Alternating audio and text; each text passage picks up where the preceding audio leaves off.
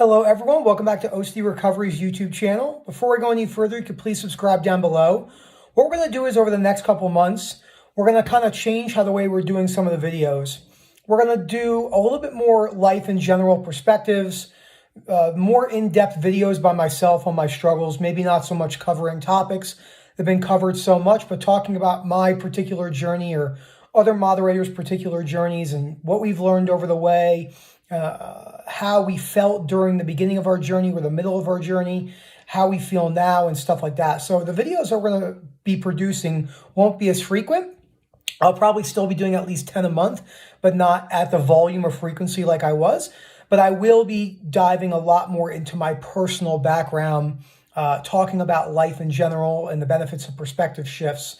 So today's video is going to talk about my particular journey with unconditional self-acceptance, why I really skipped unconditional self-acceptance and worked more on life acceptance and other acceptance. And we're going to go from there. So again, don't forget to subscribe down below and let's just dive right into it. So in the beginning of my recovery journey, with everything I was dealing with, somatic OCD, saliva and swallowing was really at the forefront of my mind for about 18 months. Very, very, very tough. I was in a mental hospital. I was really suicidal. I've talked about this before.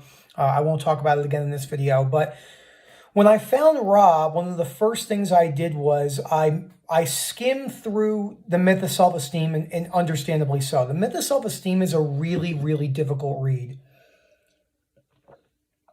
I have another one of my beach cups. After my dad passed away, I've talked about this. I took a lot of stuff out of his house, out of his beach house, so keep it in my house. I like that a lot. So I really skipped that book because it's a difficult read.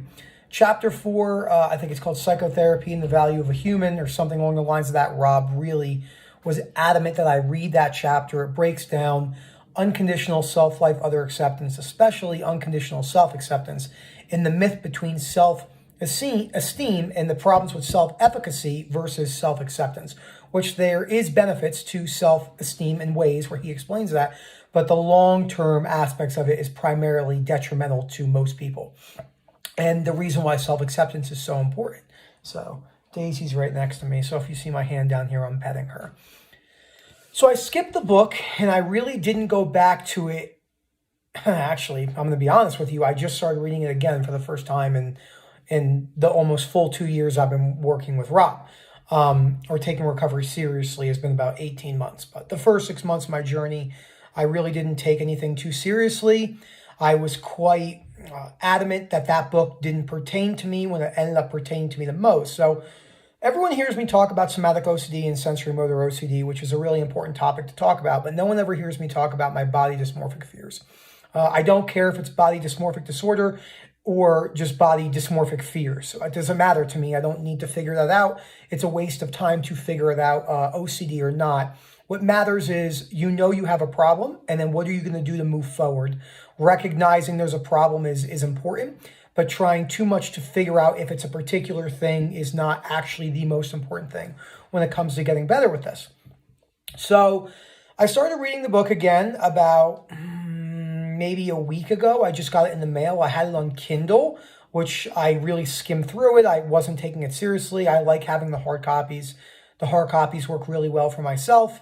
And I'm about halfway through, and it's a tough read. So when I was younger, and I did an article about this, which I'll be posting in the Facebook group next week. If you haven't seen my post or don't follow the Facebook group, it's a free platform. I post in there 4 to 6 days a week. I do smaller tidbits, and then now I'm doing longer articles that Rob and I have talked about, getting a little bit more in depth, people getting to know me a little bit better.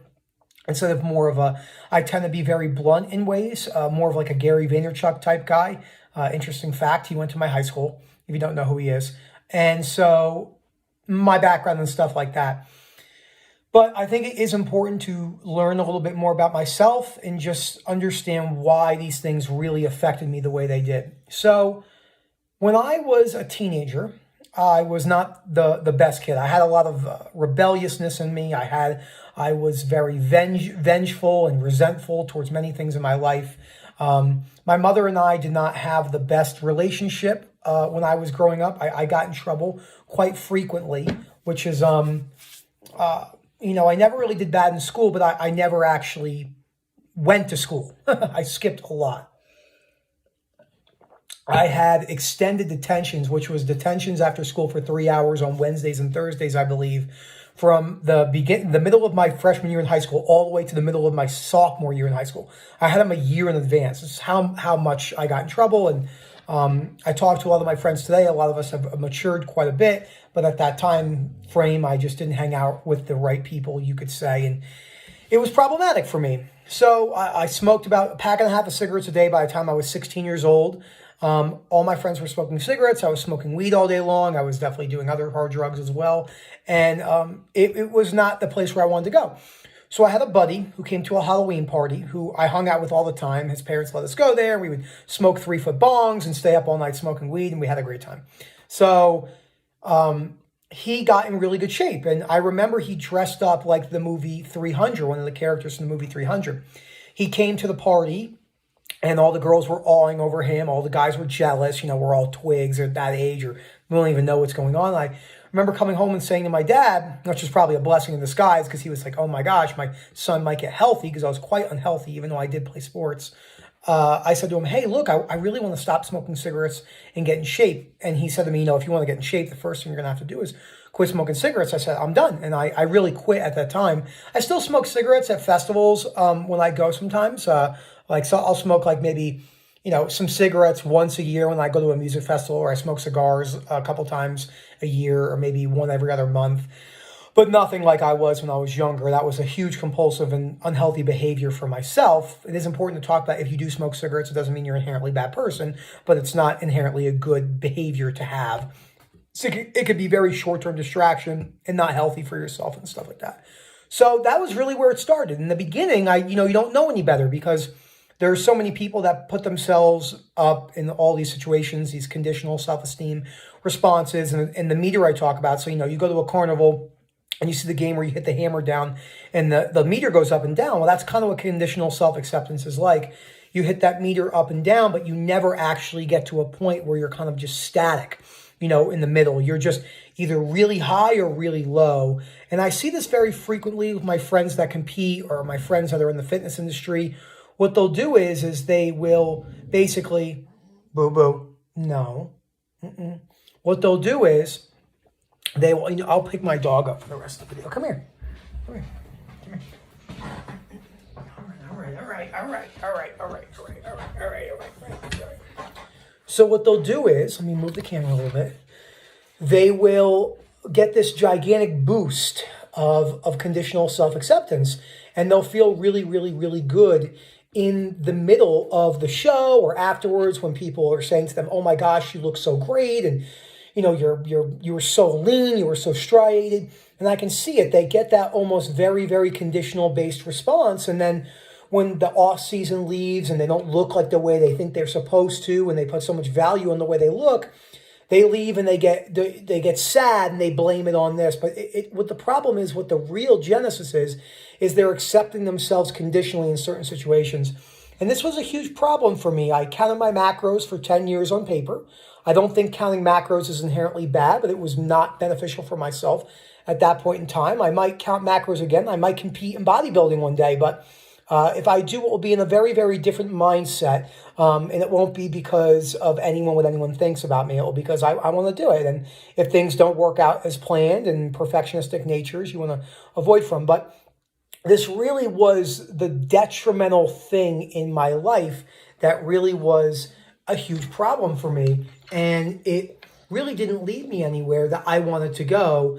And it was an unfortunate time in my life. And it still is something that I need to work on. It will probably be around here for a little bit longer. I've only seriously been working on this particular fear for about, maybe 4 months now.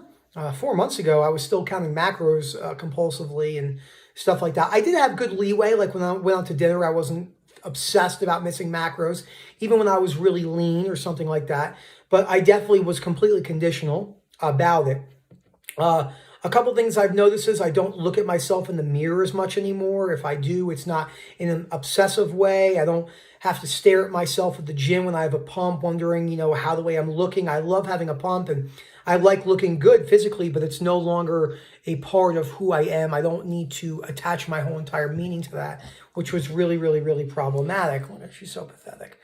And that took me quite some time to realize. So when you look at what conditional acceptance does for people in the long run, come here, I'm going to put your legs up here. There we go, there we go. What it does for people in the long run is very little. It actually doesn't do the things that you want them to do.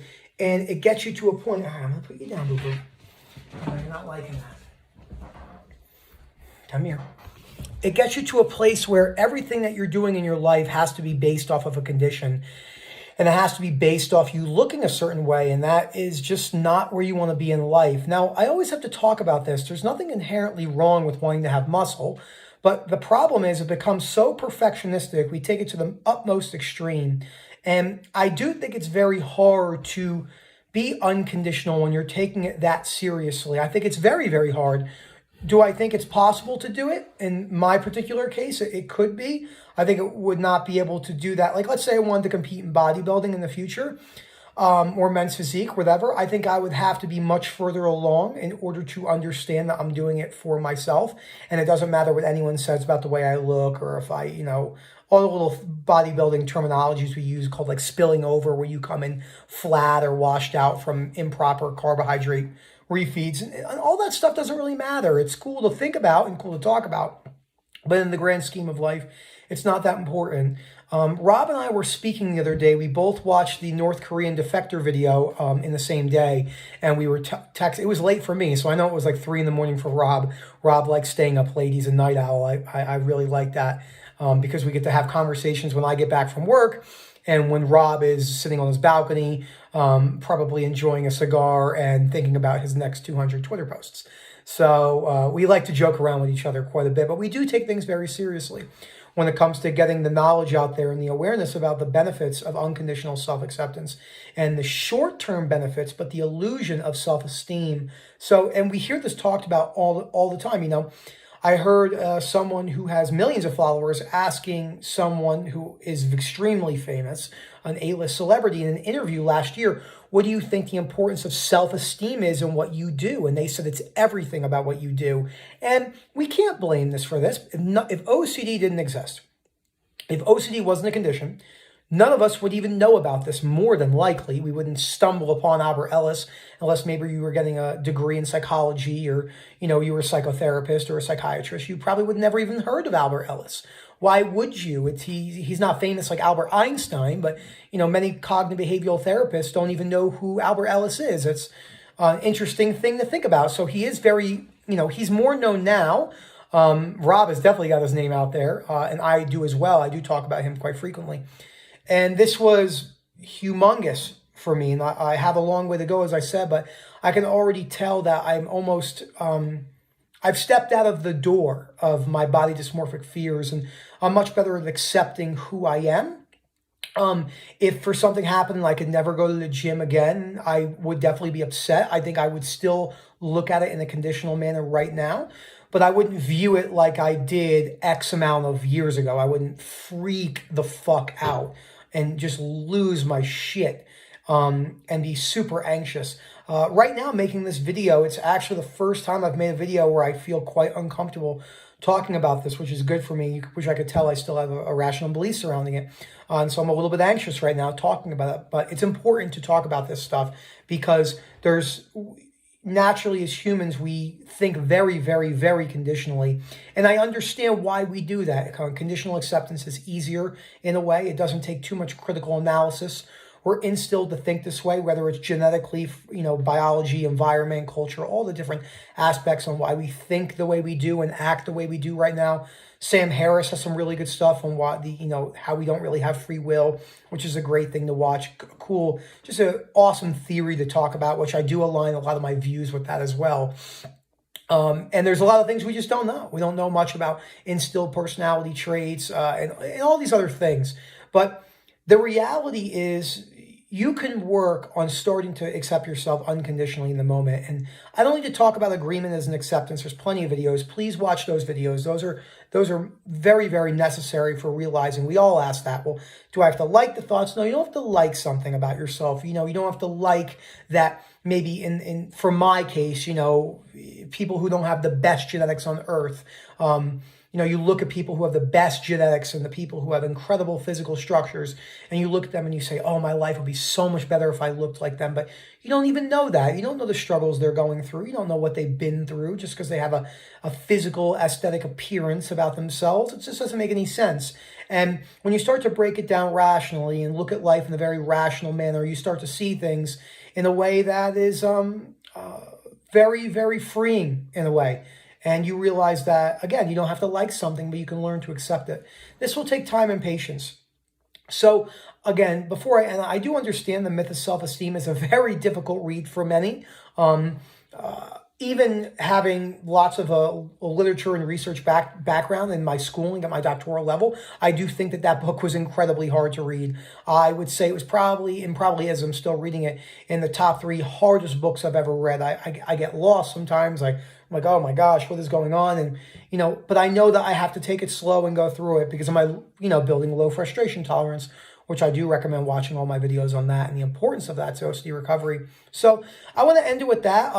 Body dysmorphic fears / body dysmorphia and the way I looked was a gigantic part of my life that really interfered with a lot of things in my life. Again, there's nothing wrong with being in shape or wanting to be lean or any of these things. And if there's nothing inherently wrong with not wanting to go to the gym and, you have a high percentage of body fat, it's not physiologically healthy, but it doesn't mean you can't accept yourself. It doesn't mean you're any less of a person. I was just talking to a patient about this the other day. We were talking about GAD because she really suffers with GAD. And she said, I said to her, there's no difference in you and the way you look versus the way I look. It doesn't mean anything about who we are as a human. We're humans, they're fallible. We all like and dislike different things. All of us have different opinions based on environment and cultural, biological, all the different things we just talked about. So that's really, really, really important to talk about. Thank you so much for watching this video. More videos like this to come. I definitely will be breaking down chapters in the myth of self-esteem. I will definitely be breaking down different topics about life perspectives and talking about how good we have it right now. The fact I can sit here and make this video without being murdered, and then my family all my family being murdered, which in the North Korea video is just mind-boggling. I think everyone would benefit from watching that. If you just type in Jordan Peterson, North Korea, it's 2 hours and 12 minutes. Or something like that, and it came out 3 months ago. I do recommend watching that from a perspective of a life change. I'm sure she'll never see this video, but it was an amazing video. And Jordan Peterson's stuff is really great. I like his stuff as well. Thank you so much for watching, and I hope you have a great day.